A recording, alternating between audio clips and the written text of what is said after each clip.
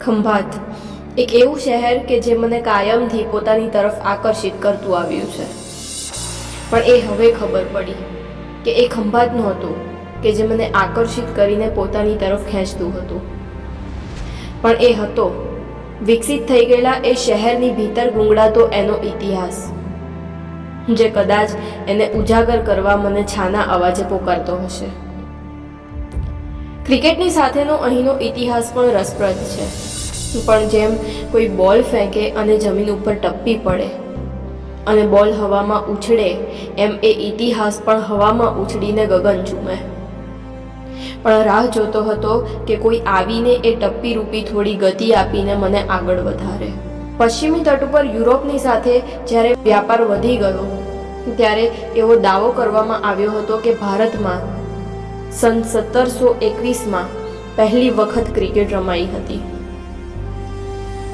લેફ્ટિનન્ટ ક્લેમેન્ટ ડાઉનિંગે પોતાના પુસ્તક કમ્પેન્ડિયસ history of Indian વોર્સમાં દાવો કર્યો છે કે ક્રિકેટ નાવિકો વચ્ચે રમાઈ હતી અને આ મેચ જોનાર દર્શકો કોળી સમુદાયના હતા.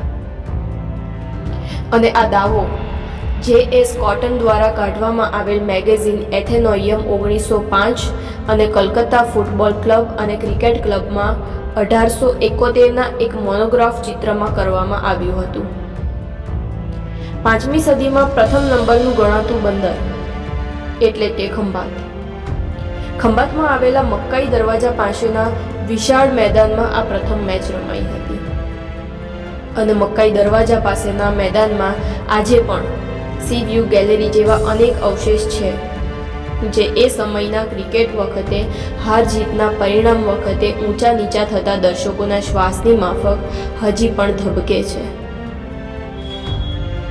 આ ક્રિકેટને જોવા માટે અન્ય રાજ્યોથી રાજા મહારાજાઓ તેમજ નવાબો અહીં પધારવા લાગ્યા અને આમને આમ ક્રિકેટ સૌ પ્રથમ ખંભાત અને ત્યાંથી દેશના અલગ અલગ રાજ્યોમાં સુપ્રસિદ્ધ થવા લાગી.